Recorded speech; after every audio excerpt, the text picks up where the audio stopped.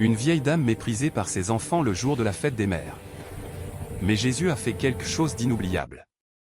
Il y avait une femme en Provence qui connaissait le goût amer de l'ingratitude mieux que quiconque. Son nom était Monique Dubois et, à 78 ans, ses mains ridées racontaient des histoires que ses enfants n'avaient jamais voulu écouter. Chaque cicatrice sur ses paumes était un témoignage silencieux d'amour sacrifié. Chaque ligne sur son visage était une carte de nuit sans sommeil.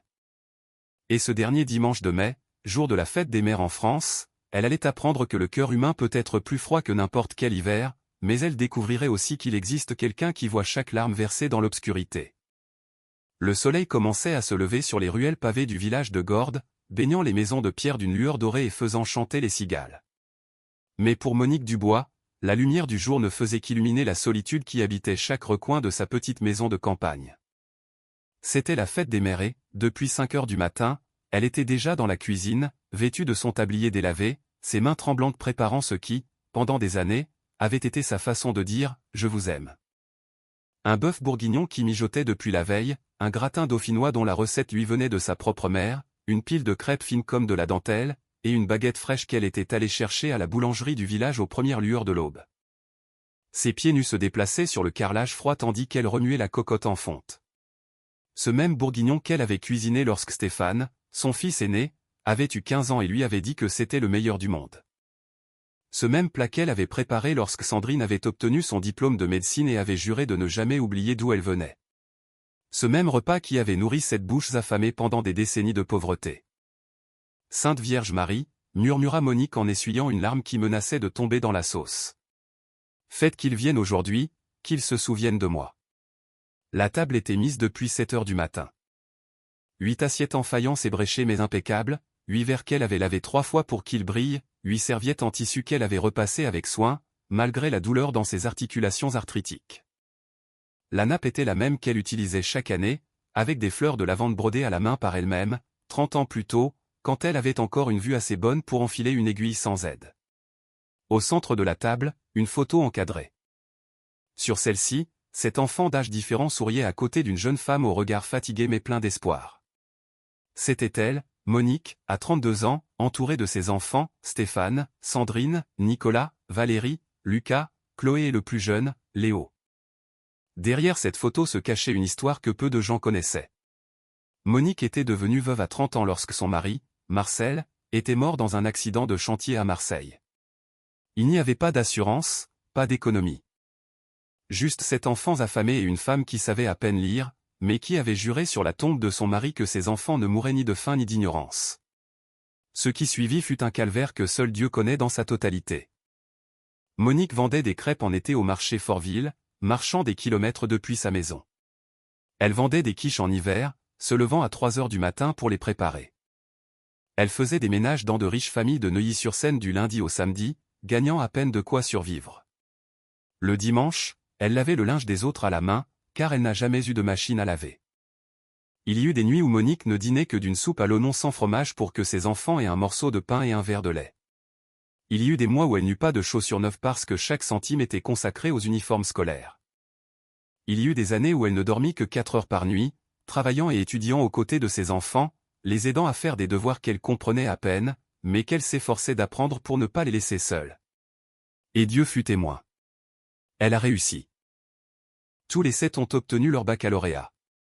Tous les 7 sont allés à l'université. Stéphane est devenu cardiologue. Sandrine, enseignante spécialisée. Nicolas, ingénieur civil. Valérie, avocate. Lucas, comptable. Chloé, dentiste et Léo, le Benjamin, entrepreneur, propriétaire de 3 pharmacies. Tous ont réussi, tous ont prospéré, tous ont oublié. Monique regarda l'horloge murale. Il était 14 heures.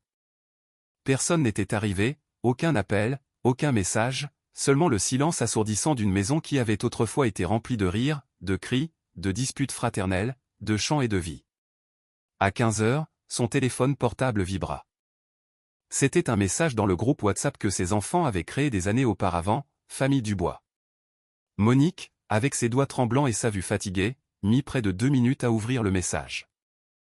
Ce qu'elle lui brisa le cœur en morceaux si petits qu'elle pensa qu'elle ne pourrait jamais le reconstituer. Virement effectué 35 €. Objet, fête des mères. De la part de nous tous, pour ne pas que tu dises qu'on t'oublie. Bonne fête. 35 €. Partagé entre 7 enfants diplômés. 5 € par enfant. Le prix de 2 cafés chez Columbus Café et Compagnie. Le coût d'un repas rapide, la valeur qu'ils accordaient à la femme qui avait vendu sa jeunesse, sa santé et sa vie pour eux. Monique sentit le sol s'ouvrir sous ses pieds. Ses jambes cédèrent et elle dut se retenir au dossier d'une chaise. Le téléphone tomba de ses mains et rebondit sur le sol en ciment sans se casser, mais quelque chose à l'intérieur d'elle se brisa à cet instant. 5 €, murmura-t-elle d'une voix brisée. C'est ce que je vaux.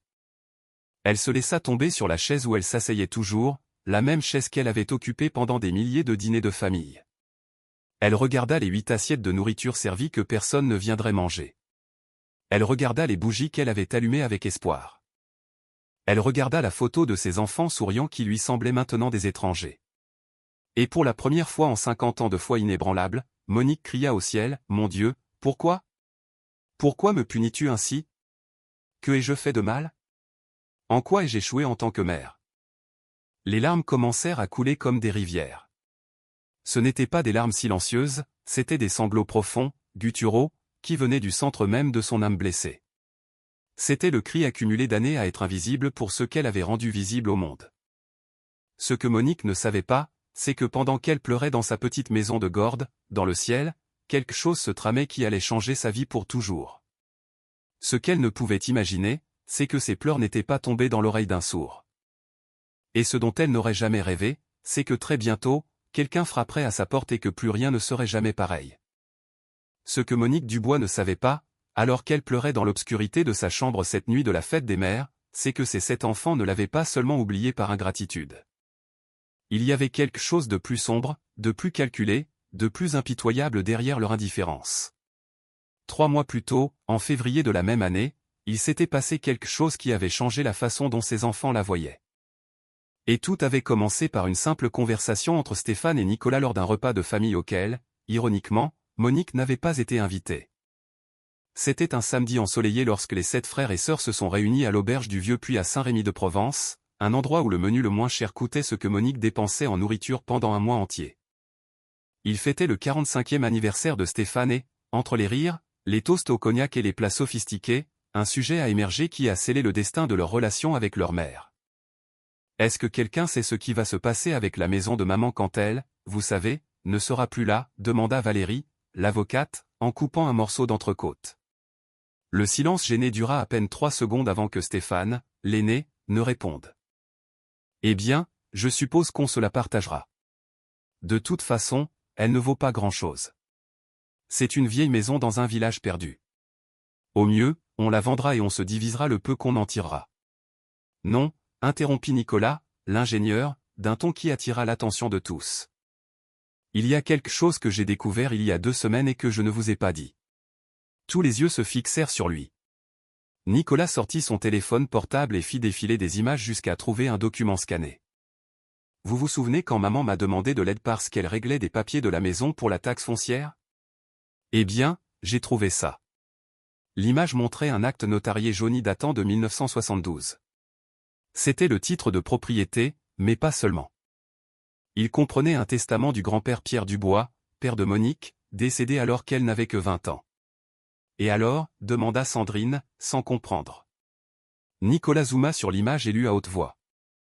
Je lègue en héritage à ma fille Monique Dubois, la propriété 6 au 843 rue de l'Indépendance, Gordes, Provence, ainsi que tous les droits de sol, sous-sol et terrains attenants. Attends, interrompit Lucas, le comptable, en lui prenant le téléphone. Il est écrit et sous-sol. Exactement, confirma Nicolas avec un sourire qui cachait quelque chose de sinistre. J'ai fait faire une enquête. J'ai engagé un géologue de ma connaissance pour qu'il vérifie les registres historiques de cette zone. Et devinez ce que j'ai découvert. Le silence était maintenant absolu. Cette zone de Gordes, spécifiquement là où se trouve la maison de maman, a été enregistrée en 1958 comme une zone avec des gisements minéraux inexploités.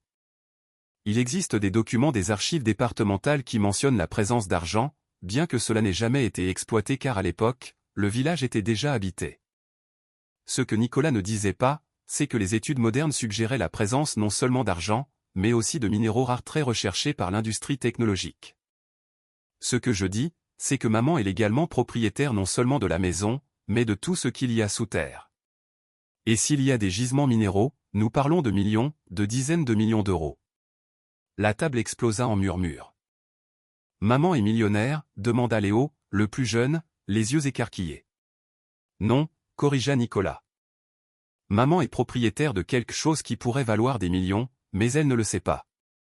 Et voici le point important. Elle n'a jamais fait de testament. Si elle décède sans testament, la loi dit que l'héritage est divisé entre ses enfants à parts égales. Ce fut Valérie, l'avocate, qui parla la première. Donc, ce que tu suggères, c'est que nous attendions. Je ne suggère rien, dit Nicolas, bien que ses yeux disent le contraire. Je dis juste que si maman savait cela, elle pourrait faire un testament, elle pourrait tout laisser à l'église, à une fondation, à n'importe qui, mais si elle ne sait pas et que nous ne lui disons pas, eh bien. Point la nature suit son cours, compléta Stéphane, le médecin, avec une froideur qui glaçait le sang. C'est ainsi que naquit le plan, l'abandonner lentement, cesser de lui rendre visite, réduire les appels et, quand elle demanderait, avoir toujours une excuse prête. Le travail, les enfants, le trafic, la fatigue. Cette même nuit du 10 mai, tandis que Monique pleurait en serrant son oreiller, le groupe WhatsApp, Famille Dubois, se remplissait de messages qu'elle ne verrait jamais. Stéphane, on lui a envoyé les 35 €, avec ça, on a fait notre part. Sandrine, vous croyez qu'elle a suspecté quelque chose? Nicolas, de quoi? Elle ne sait même pas lire des documents légaux. Tranquille. Valérie, et si elle fait un testament quand même? Lucas, à son âge et sans conseil juridique, j'en doute. De plus, elle n'a aucune idée de la valeur de cette propriété. Et ainsi, avec la conscience endormie et le cœur endurci par l'avarice, les 7 enfants de Monique Dubois se dirent au revoir sur le chat, chacun retournant à sa vie confortable, oubliant que la femme qui leur avait donné la vie pleurait dans un vieux lit avec des draps rapiécés. Mais il y a quelque chose qu'aucun d'eux ne savait. Dans le ciel, chaque mot de ce chat était enregistré. Et celui qui défend les veuves et les oubliés avait déjà commencé à déplacer les pièces de l'échiquier divin. C'était le 29 mai, le lendemain de la pire journée de la vie de Monique Dubois. Le soleil de midi tombait implacablement sur les rues de Gordes, mais à l'intérieur de sa petite maison, l'obscurité émotionnelle était plus lourde que n'importe quelle ombre physique. Monique était assise par terre dans sa cuisine, fixant la vaisselle sale de la veille, les assiettes pleines de nourriture que personne n'avait mangée. Le bourguignon qui avait tourné, le gratin sec, tout était un rappel physique de sa douleur. Vers 17 h, elle entendit frapper à la porte d'entrée. Toc, toc, toc. Son cœur fit un bond. C'est peut-être un de mes enfants, pensa-t-elle avec une illusion qui faisait mal. Elle se nettoya les mains sur son tablier et se dirigea lentement vers la porte. Quand elle ouvrit, ce qu'elle vit la laissa complètement déconcertée. Devant elle se tenait un jeune homme, probablement âgé d'environ 35 ans, vêtu très simplement, un jean usé, une chemise blanche simple, des chaussures anciennes mais propres. Mais ses yeux semblaient contenir des siècles de compassion. Madame Monique Dubois, demanda l'homme d'une voix douce et chaude. Monique hocha la tête, confuse. Qui êtes-vous, demanda-t-elle avec prudence. L'homme sourit. Mon nom est Théo, dit-il. Je sais que vous ne vous souvenez pas de moi, Madame Dubois, mais moi, je ne pourrai jamais vous oublier. Monique fronça les sourcils, cherchant dans sa mémoire vieillissante. Nous nous connaissons? Théo hocha la tête. Il y a 32 ans, vous vendiez des crêpes dans cette même rue. C'était en juillet 1992. J'avais 3 ans. Ma mère venait de mourir et mon père était ivre tout le temps. J'errais dans les rues, pieds nus, affamé, oublié. Vous m'avez vu assis dans un coin en train de pleurer. Vous vous êtes approché. Vous vous êtes accroupi à ma hauteur et vous m'avez demandé quand j'avais mangé pour la dernière fois. Je vous ai dit que je ne m'en souvenais pas. Alors, vous avez fait quelque chose qui m'a sauvé la vie. Vous m'avez donné 3 crêpes. De celles que vous vendiez pour nourrir vos propres enfants. Vous m'avez serré dans vos bras. Vous m'avez dit, Dieu ne t'a pas oublié, mon petit. Même si le monde entier t'oublie, Dieu te voit. Et vous m'avez emmené dans un foyer où une gentille religieuse m'a recueilli. Monique porta les mains à sa bouche. Un vague souvenir commençait à prendre forme. Un petit garçon, sale, en larmes. Oui, elle s'en souvenait vaguement. Cet acte de gentillesse, Madame Dubois, a changé ma vie. Des larmes coulaient sur les joues de Monique, non de tristesse cette fois, mais de quelque chose qu'elle ne pouvait nommer. Ce n'était rien, murmura-t-elle. C'était juste 3 crêpes. C'était votre repas de ce jour-là, corrigea doucement Théo. Je le sais, car j'ai moi-même assez souffert de la faim pour reconnaître le sacrifice dans les yeux de quelqu'un. Il y eut un silence chargé d'émotion. Puis-je entrer, demanda Théo. Monique l'invita à entrer. Il s'assit et regarda autour de lui. Vous avez beaucoup pleuré ces derniers temps, n'est-ce pas? Monique se figea. Comment le savait-il? Alors, comme une digue qui se rompt, Monique commença à parler.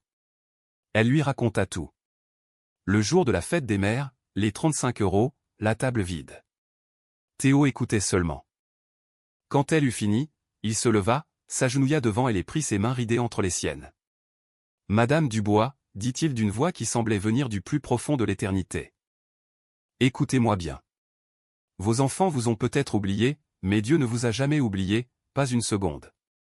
Et croyez-moi, Madame Dubois, la justice de Dieu est sur le point de se manifester dans votre vie d'une manière que personne ne pourra nier. Théo se dirigea vers la porte. Avant de sortir, il se retourna une dernière fois. Demain, Madame Dubois, votre vie va changer pour toujours. Mais je veux que vous vous souveniez de quelque chose de très important. Quand Dieu vous honorera, quand il montrera au monde votre valeur, il ne le fait pas pour que vous vous vengiez, il le fait pour que vous pardonniez. Car le pardon est la plus grande victoire de l'âme. Attendez, dit Monique en se levant avec difficulté. Où allez-vous? Quand vous reverrai-je? Théo sourit de ce sourire qui semblait contenir l'univers entier. Nous nous reverrons très bientôt, mère, plutôt que vous ne l'imaginez. Et avant que Monique ne puisse demander pourquoi il l'avait appelée mère, Théo disparut dans l'obscurité de la rue. Monique se réveilla le 30 mai avec quelque chose qu'elle n'avait pas ressenti depuis longtemps, la paix. À 7 heures du matin, elle préparait son café quand elle entendit un bruit étrange dehors. Devant sa modeste maison de campagne, 5 camionnettes étaient garées. 2 étaient des véhicules officiels du tribunal judiciaire de Marseille. Une était une camionnette de luxe, une Mercedes-Benz. Les 2 autres étaient des véhicules de médias avec des antennes satellites et le logo de France 3 Provence-Alpes-Côte d'Azur et BFM Marseille-Provence. Avant qu'elle ne puisse comprendre, on frappa à sa porte. Quand elle ouvrit, elle resta sans voix. Il y avait un homme d'une 60aine d'années en costume sombre et cravate. À côté de lui, une femme élégante avec une mallette de notaire. Derrière eux, une équipe de caméramens et de reporters. Et parmi eux, avec un sourire qui lui parut familier, se trouvait Théo. Mais Théo ne portait plus de vêtements simples. Il portait maintenant un costume de créateur parfaitement coupé, une montre de luxe au poignet et une prestance qui irradiait l'autorité et le pouvoir. Cependant, ses yeux restaient les mêmes. « Bonjour, Madame Monique Dubois », dit l'homme en costume sombre. « Mon nom est Jean Moreau et je suis juge au tribunal civil. Pouvons-nous entrer ?» Ils entrèrent. Le juge s'assit et sortit un dossier épais. « Madame Dubois, ce que vous êtes sur le point d'entendre va changer votre vie. Êtes-vous consciente que votre héritage inclut non seulement la surface du terrain, mais aussi les droits du sous-sol ?»